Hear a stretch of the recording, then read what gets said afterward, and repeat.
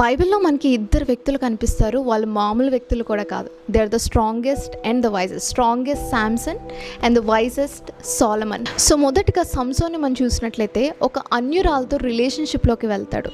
తన్ని వివాహం చేసుకోవాలని తలంస్తాడు. సో ఈ లోపల తన జీవితంలో ఏం జరుగుతుందంటే సంసోన్కి దేవునితో ఉన్న సంబంధము తెగిపోతుంది. రెండోదిగా తన పర్పస్, తన ఉద్దేశాన్ని కూడా సంసోను ఫుల్ఫిల్ చేయలేని పరిస్థితిలో ఉండటం మనం చూస్తాం. So next the wisest man, జ్ఞానవంతుడైన సోలమన్ కూడా మనం చూసినట్లయితే చాలామంది అన్యులతో వివాహం చేసుకుంటాడు. చివరికి బైబిల్లో రాయబడుతుంది కదా, వాళ్ళందరూ కూడా సంసోను హృదయాన్ని దేవుని నుండి త్రిప్పివేశారు. They have turned his heart away from the lord. రెండోదిగా సోలమన్కు ఉన్న ఆ ఉద్దేశం కూడా సంపూర్ణంగా తన ఫుల్ఫిల్ చేయలేకపోవడం మనం చూస్తాం. Remember one thing, our relationship with Jesus and our purpose are the reason for our existence.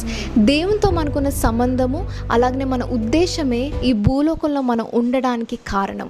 ఈ రెండిటిని కూడా ఏదన్నా వ్యక్తి లేకపోతే ఏదైనా విషయం పక్క త్రోవే పట్టిస్తుందంటే this is not God's will, ఇది దేవుని చిత్తం కాదు. సో ఒక మాటలో చెప్పాలంటే ఒక అన్యుడిని వివాహం చేసుకోవడం అనేది దేవుని చిత్తము కాదు.